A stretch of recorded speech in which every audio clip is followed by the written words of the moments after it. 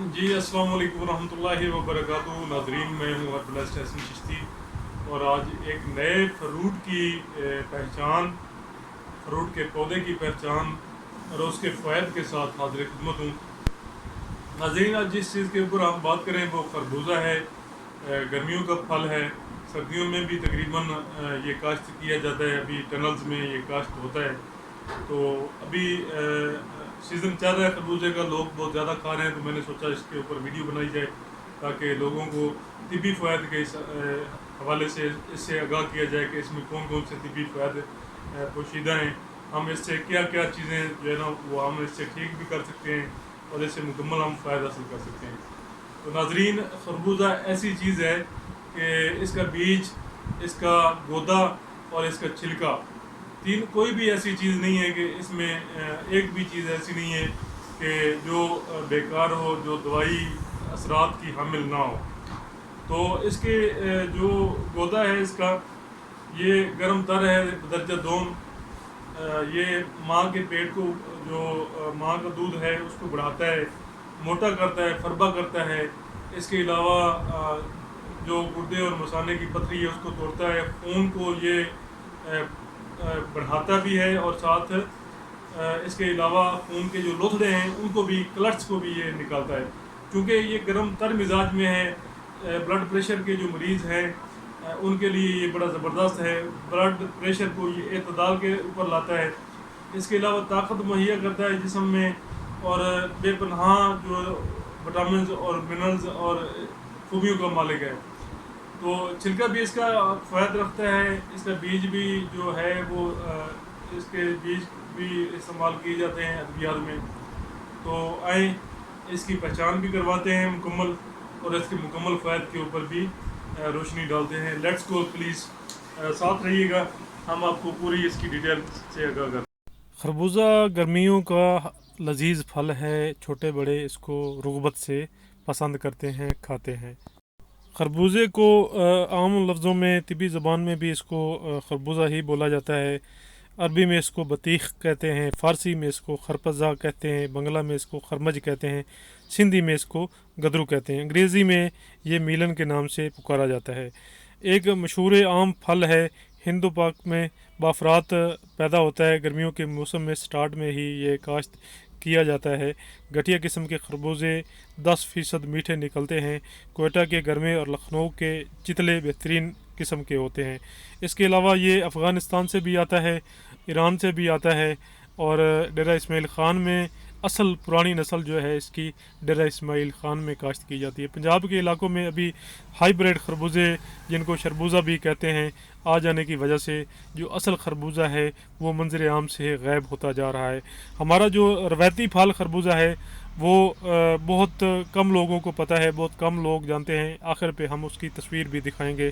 تو یہ خربوزہ ویسے دل کے امراض کے لیے، خون میں کلٹس کے لیے، اس کے علاوہ کلٹس کو تحلیل کرنے کے لیے، خون کی نالیوں کو، تنگ نالیوں کو کھولنے کے لیے، اس کے علاوہ خون کی بہتر روانگی کے لیے، موٹا ہونے کے لیے یہ استعمال کیا جاتا ہے۔ خربوزہ پنجاب میں، پاکستان میں پیدا ہوتا ہے، اور اس کے علاوہ مختلف شہروں کے خربوزے اپنی انفرادیت کے لحاظ سے منفرد ذائقہ رکھتے ہیں۔ ایران کے خربوزے کا الگ ذائقہ ہے، پنجاب کے خربوزے کا الگ ذائقہ ہے، اور اسی طرح کے پی کے کا الگ ہے، اور بلوچستان کے خربوزے کا ذائقہ الگ ہے۔ اگر اس کی مزاج کے اوپر ہم بات کریں تو گرم تر ہے، گرم پہلے درجے میں ہے، تر دوسرے درجے میں ہے، جالی ہے، قبض کشا ہے، قبض کو کھولتا ہے، مدرے بول ہے، پیشاب کو کھولتا ہے، پتھری توڑتا ہے، اس کے چھلکے کا لیپ جو ہے چہرے کے رنگ کو صاف کرتا ہے، نہار منہ اس کو کھانا مناسب نہیں ہے۔ اس کے کچھ لوگوں کو اس کی احتیاطوں کا نہیں پتہ ہے، خالی پیٹ جو ہے کسی بھی فروٹ کا استعمال جائز نہیں ہوتا ہے۔ اس کے علاوہ اس کے بہت زیادہ فائدے ہیں، لیکن جہاں پہ اس کے فائدے ہیں وہاں پہ اس کے نقصانات بھی ہیں۔ خربوزہ کھا لینے کے بعد پانی نہیں پینا چاہیے، پانی پینے سے ہیضہ ہونے کا خطرہ رہتا ہے۔ اس کے علاوہ دو غذا کے درمیان کھانا، مطلب دو غذاؤں کے درمیان کھانا اس کو بدن کو موٹا کرتا ہے، رگوں میں، جلد میں نافذ ہوتا ہے، دودھ بڑھاتا ہے۔ جو مائیں بہنیں بچوں کو دودھ پلاتی ہیں وہ کہتی ہیں کہ دودھ کم ہو گیا ہے تو وہ خربوزہ کھائیں، خربوزہ کے ساتھ ان کا دودھ پورا ہو جائے گا۔ اس کے علاوہ گردہ کی اصلاح کرتا ہے، اس کے چھلکوں کا نمک درد گردہ کی دواؤں میں ڈالا جاتا ہے، اس کے بیج مدر بول ادویات میں شامل کیے جاتے ہیں۔ اس کے بیجوں کی بھی یہی مزاج ہے، 5 مچھر سے 7 مچھر تک اس کو استعمال کر سکتے ہیں، معلل ہیں، مدر بول ہیں، گردہ مثانہ اور آنتوں کو پاک کرتے ہیں، ملطف بھی ہیں، دودھ اور منی کو زیادہ کرتے ہیں، مقوی باں ہیں، چہرے کی سیاہی کو زائل کرتے ہیں، جعلی ہونے کے باعث ان کو چھلکوں کے بغیر پانی میں پیس کر چہرے پر لیپ کرتے ہیں۔ چھلے اور بنے ہوئے چھیریں یا ممکن نمکین بیج جو ہیں یہ مغزیات نیم رشتہ کی طرح کھائے جاتے ہیں، پیشاب خوب لاتے ہیں، پیشاب کی چنک کو تسکین دیتے ہیں، مدرے بول اور مفتہ ہونے کی وجہ سے سدہ جگر کو جو ہے نا یہ کھولتے ہیں، اور عام جگر کے ورم میں اور گردہ کے ورم و مثانہ کے ورم وغیرہ کو یہ زائل کرتے ہیں۔ اتباع سے بول اور حیض مطلب پیشاب کی بندش اور حیض کی بندش کو یہ کھولتے ہیں، درد سینہ، ورم جگر، خشونت حلق، سنگ گردہ و مثانہ، سوزش بول اور سوزاک میں بشکل صفوف یا شیرہ استعمال کیے جاتے ہیں۔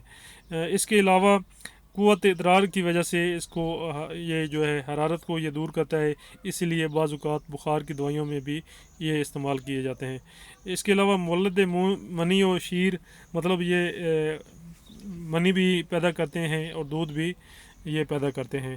تو ناظرین اس کے علاوہ طبی سائنٹیفک بھی اس کے فوائد ہیں، ہم جو ہیں وہ طبی فوائد اس کے بیان کرتے ہیں تاکہ طبی فوائد کے لحاظ سے ہر بات جو ہے نا آپ کو آسانی کے ساتھ سمجھ لگ جائے کہ آپ اس سے کس طریقے کے ساتھ فوائد اٹھا سکتے ہیں۔ ناظرین یہ بے پناہ فوائد کا حامل ہے، اس سے ہم بہت زیادہ فائدے حاصل کر سکتے ہیں، بدن کو موٹا کرتا ہے، خون سے جو لوتھڑے جمنے کا عمل ہے اس کو یہ روکتا ہے، اس کے علاوہ گردے مثانے میں اور پتے میں پتھری بننے کے عمل کو یہ روکتا ہے۔